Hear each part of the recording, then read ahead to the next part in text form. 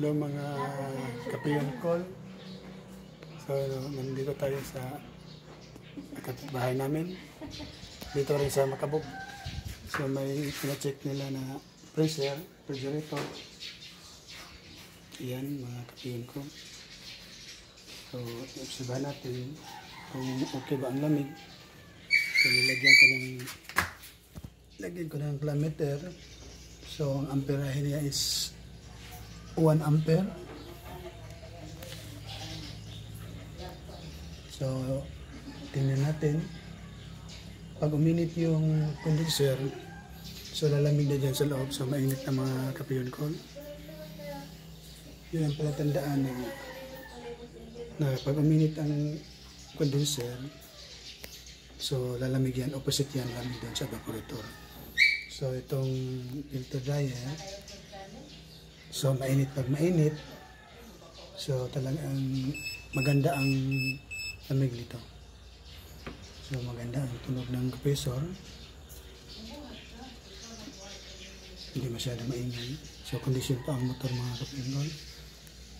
So yun, titingnan natin sa loob, dito sa pressure sa loob o evaporator. Ayan ang sa loob.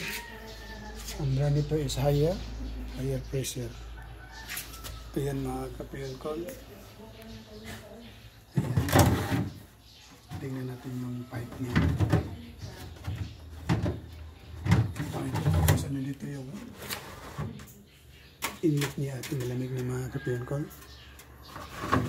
Tanggalin natin para makita nyo.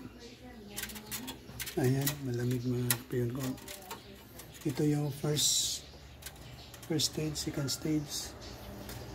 Second stage, 1, 2, 3, 4, 5, 6, 7. So 7 stage to mga kapatid. So uling natin doon sa first stage, sa pangalawa. So maganda to. Maganda ang niya kasi malamig na. So okay pa tong pressure mga kapatid ko. So ayan, makikita niyo. So old model. Ngayon na siya may kamay.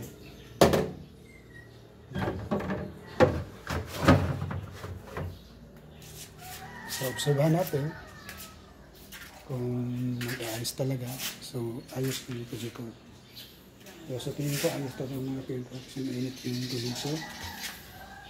Ayan. Filter dryer, ulitin natin, mainit na yun. Tuloy pa rin. Yung amperes niya is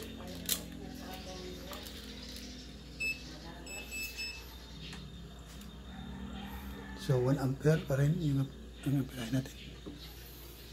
Okay, yung call. So mayroon pa itong isang i-check natin yung inverter sa loob. So ito okay na to, wala problema, malamig.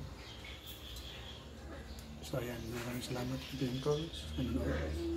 So comment lang at subscribe. Maraming salamat.